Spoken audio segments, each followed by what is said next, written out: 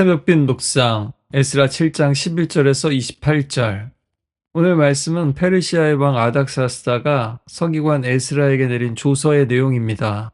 어떤 이들은 여기에 나오는 표현들이 너무나 유대인스럽고 또 제사나 제물에 대해서 너무 자세하게 나오기 때문에 유대인들이 자신들의 입맛에 맞게 쓴 것이 아닌가라고 의심하기도 했습니다.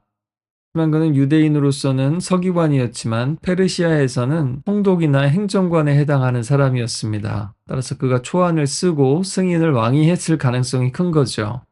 또 자세히 보면 페르시아어에서 차용한 단어들도 있고요. 페르시아 왕궁의 관행도 자연스럽게 들어 있습니다. 왕 중의 왕이라든지 일곱 모사들이라든지 법이라는 어휘 같은 것들이 그렇습니다. 또 당시 페르시아 행정, 종교 정책의 디테일이 잘 맞아떨어진다는 거지요. 그리고 7장 12절부터 26절까지는 성경의 다른 부분과 달리 히브리어가 아니라 당시 국제 공용어 행정문서인 아람어로 기록되어 있습니다. 따라서 당시에 이런 거액의 지원과 권한도 충분히 설명이 된다는 겁니다. 실제로 역사 기록을 보면 다리우스 왕 같은 경우에는 이집트와 그리스, 소아시아의 신전들까지 후원했습니다. 사람의 눈으로 보면은 지정학과 외교 전략이지만 믿음의 눈으로 보면 하나님의 손길입니다. 1차 포로 귀환 후에도 바벨론에는 더 많은 유대인들이 남아 있었습니다. 이제 왕은 에스라에게 2차 귀환을 허락합니다. 자원하는 자는 너와 함께 가라.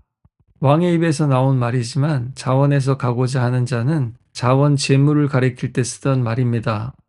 에스라와 함께 예루살렘으로 돌아가는 사람들은 그들 자체가 살아있는 재물처럼 자신을 들여서 예루살렘으로 올라간다는 겁니다. 앞에서는 물질을 자원해서 드렸다면 이제 삶 자체를 자원해서 드리는 사람들이 나타난 겁니다. 오늘도 우리의 물질뿐만 아니라 시간과 가정과 또 우리의 커리어까지도 하나님의 목적을 위해서 사용할 사람들, 자원하는 사람 올라가자라고 말씀하십니다. 14절에는 왕과 일곱 모사가 에스라를 보내서 에스라 손에 있는 하나님의 율법대로 유다와 예루살렘을 살피게 하였다고 합니다. 이것은 치안과 안정을 위한 행정적 조사라는 겁니다. 좀 자세히 보면요. 그 무렵에 그리스 함대 200척이 이집트로 진입했고 기원전 459년에 멤피스를 함락시키면서 페르시아를 크게 이깁니다. 이오니아, 팔레스타인, 이집트를 잇는 해안 라인이 흔들리고 있었던 거죠. 페르시아 입장에서는 남쪽 국경이 매우 불안한 시기였습니다. 그런 상황에서 군사적 요충지인 유다에서 반란이라도 일어나면 골칫거리인 겁니다. 따라서 우리가 이걸 읽으면 굉장히 은혜로운 문서지만 실제로는 유다의 법과 질서를 세우기 위한 페르시아의 행정 명령이었던 겁니다. 하지만 놀랍게도 왕과 모사들이 준 은과 금, 또 바벨론 각지에서 모은 은과 금, 유대인들이 자원하여서 드린 예물로 예배를 하나님은 또한 회복하고 계신 겁니다. 지금도 하나님은 이런 식으로 역사 속에서 일하고 계십니다. 21절부터 24절까지는 두 번째 조서인데요. 유프라테스강 서쪽의 모든 국고 책임자들에게 내린 명령입니다. 예루살렘에서 제사를 드리기 위한 모든 것, 또 성전에서 일하는 사람들에게 세금을 면제하고 무엇보다도 그것은 하나님의 진노가 페르시아 왕과 왕자에게 임하지 않도록 하라는 겁니다.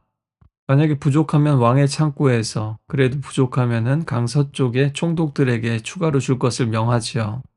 페르시아의 다신론적인 입장에서도 유다 땅의 신을 잘 달래서라도 불안을 줄이고 싶은 것이 오늘날로 치면 리스크를 관리하는 겁니다.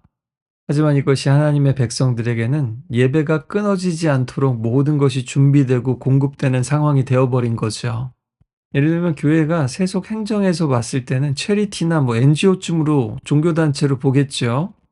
따라서 하나님을 믿지 않는 사람들이라도 어떤 종교의 필요성도 알고 있고요. 또 때로는 정치적인 이득이나 표를 얻기 위해서 사이비 종교단체까지 이용하는 그런 마당에 건전하게 종교 생활을 하는 사람들에게 이런 식으로 접근하는 겁니다. 따라서 우리도 이런 질문이나 고민이 생길 때가 있습니다. 교회를 향해서 예를 들어서 국가 정책의 변화라든지 지원이나 보조금이라든지 세제 혜택이라든지 이것을 그대로 받아도 되는가? 혹시 우리가 타협하는 것은 아닐까? 이런 생각이 든다는 거죠. 실제로 앞에 4장에서는 사마리아 사람들이 어떤 그런 제안을 했을 때 단호하게 거절했었습니다. 하지만 오늘은 이것을 거절하는 것이 아니라 수용할 뿐만 아니라 놀라우신 하나님의 섭리로 찬양합니다. 왜냐하면 이것은 신앙의 본질을 건드리지 않는 일반 은총이기 때문입니다. 일반 은총이란 자연, 양심, 역사처럼 믿는 사람이나 믿지 않는 사람들에게나 동일하게 역사하시는 하나님의 섭리를 말합니다. 따라서 하나님의 진리를 훼손하지 않는다면, 혹은 우리 신앙을 유혹하거나 혹은 포기하도록 하지 않는 한 하나님의 섭리로 보고 우리가 감사함으로 잘 사용해야 한다는 겁니다. 14절과 25절에는요, 비슷한 표현이 두 번 나오는데, 내 손에 있는 하나님의 율법대로 또 내 손에 있는 내 하나님의 지혜대로라고 일부러 평행하게 놓습니다. 하나님의 율법이 곧 하나님의 지혜라는 거죠. 신명기 4장 6절에서도 이 율법을 지켜 행하라, 이것이 너희의 지혜요 지식이라고 했습니다. 유대인들의 그 토라라고 했을 때도요, 율법이 아니라 사실은 가르침, 인스트럭션이라는 뜻입니다. 어제도 말씀을 전했듯이 다시 한번 되뇌었으면 좋겠습니다. 하나님의 말씀이 생명의 말씀이고 구원의 말씀입니다. 과연 우리가 정말 그렇게 대하고 있는가? 실제로 나의 문제와 고민에 대해서 답을 줄 수 없는 말씀인가? 있는 말씀인가? 하는 겁니다.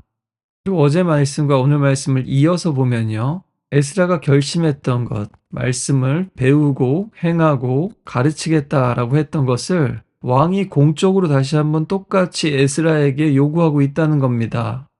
자신의 결심을 페르시아 왕의 입술을 통해서 다시 한번 들었을 때 에스라가 소름이 돋지 않았겠습니까? 자신이 그렇게 결심했을 때 하나님께서도 기뻐하시고 또 이렇게 왕의 마음까지 움직여 주셨구나 하고 분명히 느꼈을 겁니다. 또 에스라처럼 말씀을 아는 자를 재판장으로 세워 재판하게 하고 또 알지 못하는 사람이 있다면 가르치라고 하죠. 이스라엘의 신앙은 처음부터 하나님 말씀을 가르치는 거였습니다. 이 말씀을 너희 마음에 새기고 자녀에게 부지런히 가르치며, 신명기 말씀이죠.